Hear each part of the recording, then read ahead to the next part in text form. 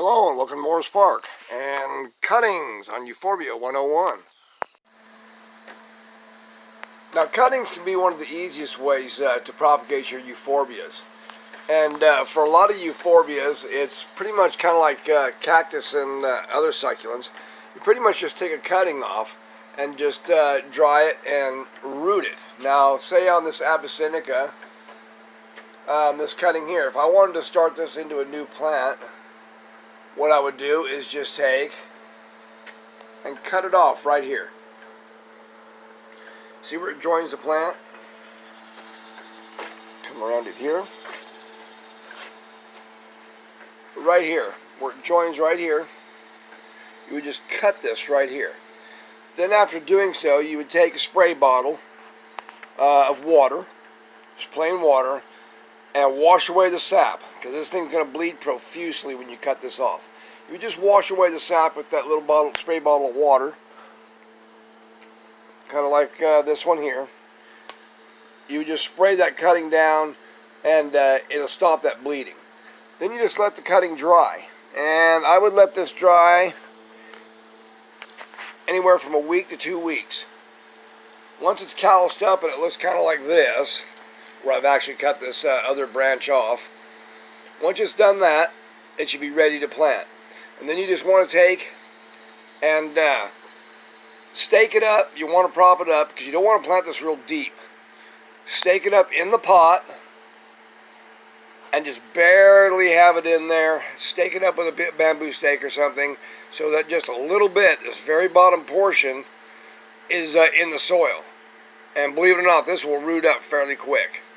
And you'll have a new plant. Now, not all euphorbias are the same like that. Now these lacteas, they'll be just like that. You would just take one of these little cuttings here, root it after it's been dried, like I said, and then pretty soon you'll have a new plant. This will form, excuse me, a normal plant. And that's pretty easy. But there are different ways to root different euphorbias according to how they grow.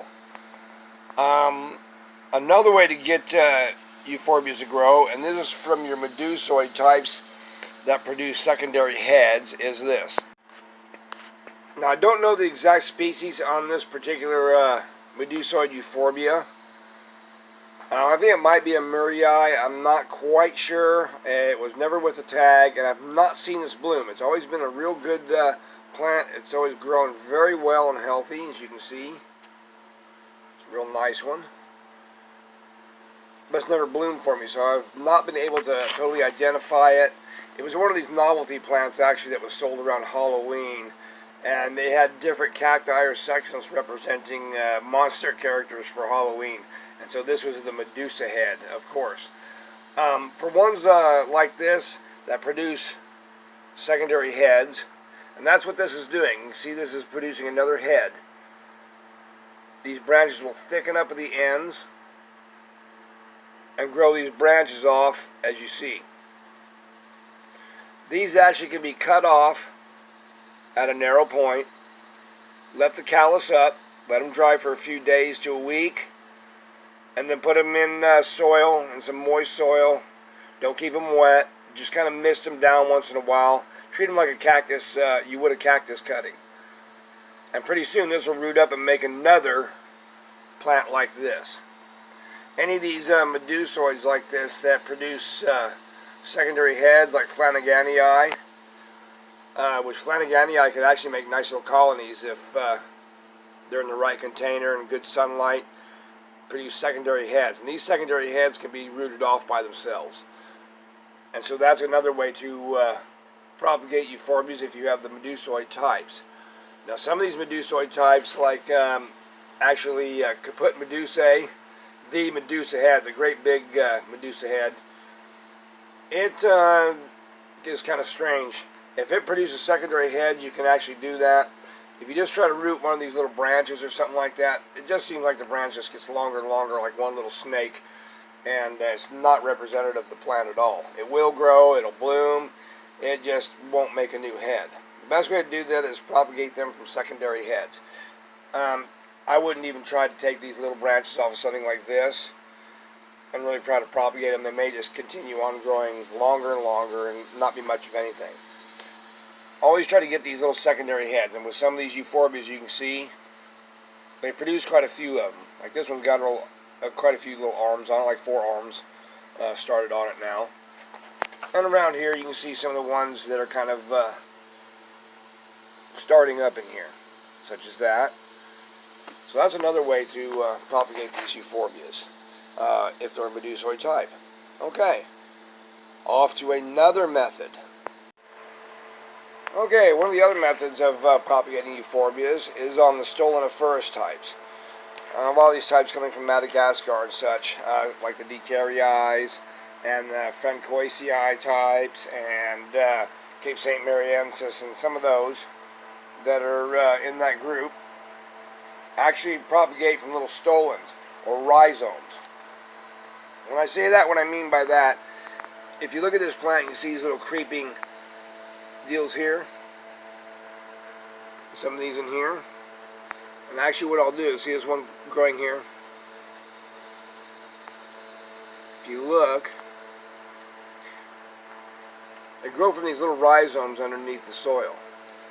They remove off pretty easily, as you just see here, and all you got to do is wash that end off, and I'll show you this.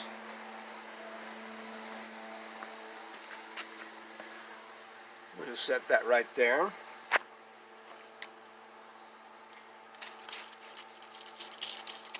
And just wash off the end and let that dry for a couple of days.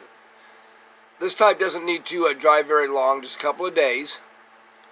And then you just place this down in the soil and bury it out to about here. That little rhizome there, bury it out. And keep the soil not wet, but just, moist. And pretty soon, you'll have this little Dicarii just growing like crazy, and it'll look like this. Or like that. This particular bowl here of these Dicarii started accidentally, actually. A little piece fell into a pot I had of some other cactus, and these things kind of took it over, really. Then recently I just changed it out and gave them their own bowl. And these, it'll take me just maybe a year or two, and it will fill this whole entire pot, because these rhizomes travel underground and actually pop up everywhere. You can see them coming up through the soil here. So all you got to do is take off a piece of one of these rhizomes, or if you dig these out of the pot, you can actually divide them up by these rhizomes. Let them dry for a few days on these. You can use rooting powder if you like. You can also use cinnamon if you want to powder the end of the cut. And just replant. Keep the soil moist but not wet. And in no time you'll have a whole new pot, like I said. And these things just mound over. Okay, here's another method coming up. I want to mention also, as far as rhizomatics types you can do from rhizomes, Polygona is another one.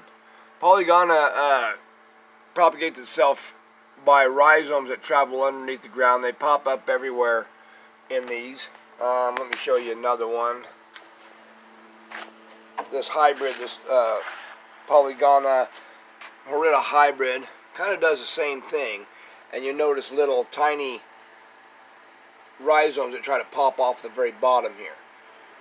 Those can be propagated in much the same way as taking a cutting off one of these horridas. You would just take and cut one of the heads off and let it dry for about a week or two.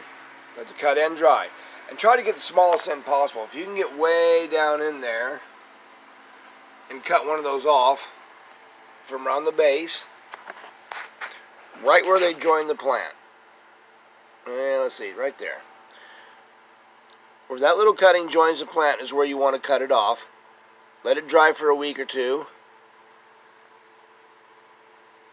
Let it dry for a week or two, and then you can put the very end of it down in a little bit of soil. Just keep it moist a little bit, not wet.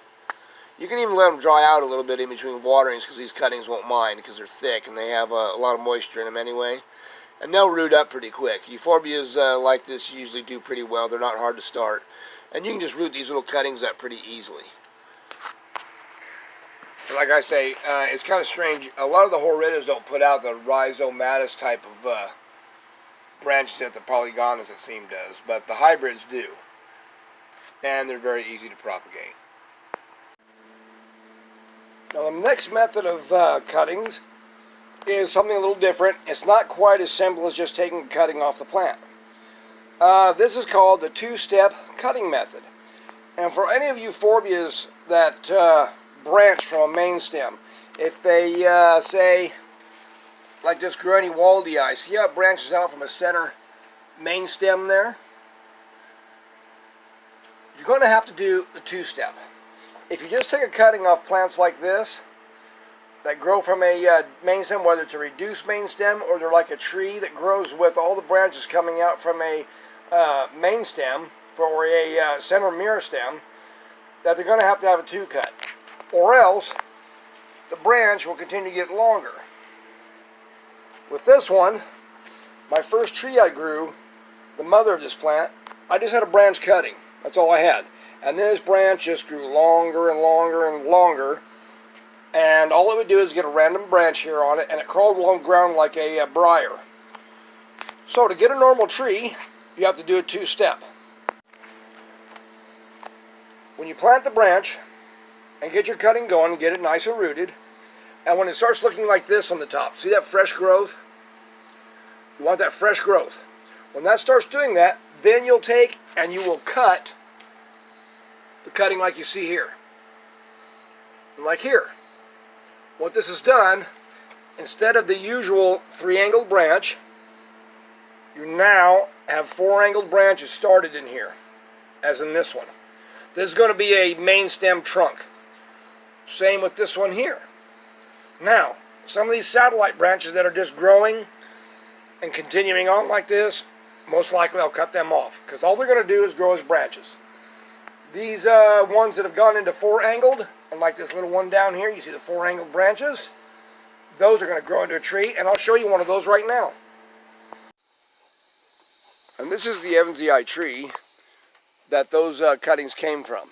And this tree was obtained in exactly the same way by the two-step cutting method. Because when I bought the cutting of this plant, it was a rooted cutting. I bought it from California Cactus Center. This has been like 37, 38 years ago. And did not realize the plant needed a second cutting until about 1987. When I read, I think it was 86 or 87, I think, when I read the Euphorbia journals that talked about the two-step cutting method. And that's how I obtained this tree. And as you can see, this tree has these main stems. And these main stems, most of these are either 5 or 6 angled stems when they grow out. You can kind of see that in there. See that one. But that's where all these little branches all come from, these main stems. Anyhow, this is going to be the ending of Euphorbia propagation, part 2. Stay tuned for part 3, as these videos are very long, and I can't send the content because it gets too long. But there will be a part 3. Thanks for watching.